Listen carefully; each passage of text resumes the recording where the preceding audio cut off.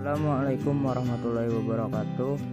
Perkenalkan, nama saya Muhammad Aminullah Sudarno Putra. Di sini saya akan menjelaskan tentang materi bahasa Indonesia bab 7 tentang teks biografi. Pengertian biografi. Biografi adalah riwayat hidup yang ditulis oleh orang lain.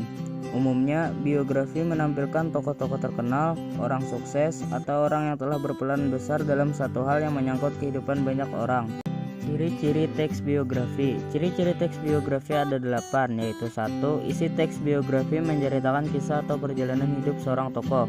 2. Menggunakan beberapa unsur kebahasaan seperti kata hubung, kata rujukan, kata kerja, waktu, aktivitas, dan tempat. 3. Teks biografi dapat disajikan dalam bentuk fiksi maupun non-fiksi. 4. Teks biografi disajikan mengikuti pola tertentu yang didasarkan pada alur cerita, khususnya alur maju, sudut pandang penceritaan, gaya penulisan, fokus penceritaan, dan penggunaan bahasa. Yang kelima, paragraf-paragraf dalam teks biografi dikembangkan secara deskriptif dan naratif. 6. Teks biografi umumnya disusun mengikuti struktur tertentu seperti orientasi, kejadian atau peristiwa penting, dan reorientasi. 7. Karakter sang tokoh dalam teks biografi digambarkan secara langsung maupun tidak langsung. Dan yang terakhir, pola pengembangan teks biografi bersifat kronologis. Kaidah kebahasaan teks biografi. Teks biografi dapat diketahui melalui kaidah kebahasaan yang dipakai. Umumnya, teks biografi menggunakan beberapa kaidah kebahasaan yang dominan, seperti menggunakan jenis kata dalam bahasa Indonesia seperti kata ganti, kata hubung atau kata sambung, pengacuan atau merujuk kata kerja, kalimat simpleks, kata sifat, dan kata keterangan. Struktur teks biografi. Struktur teks biografi ada 3. Yang pertama, orientasi atau setting aim, berisi gambaran awal tentang tokoh atau pelaku di dalam teks biografi secara umum. Dengan kata lain, orientasi berisi informasi mengenai latar belakang kisah atau peristiwa yang akan diceritakan selanjutnya untuk membantu pendengar atau pembaca. Informasi yang dimaksud umumnya berkenaan dengan ihwal siapa, kapan, di mana, dan bagaimana.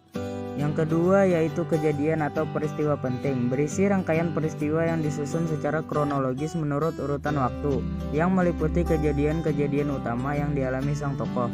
Pada bagian ini juga diuraikan hal-hal yang menarik, mengesankan, mengagumkan, dan mengharukan yang dialami tokoh atau pelaku, serta komentar-komentar pencerita pada beberapa bagiannya. Dan yang terakhir yaitu reorientasi.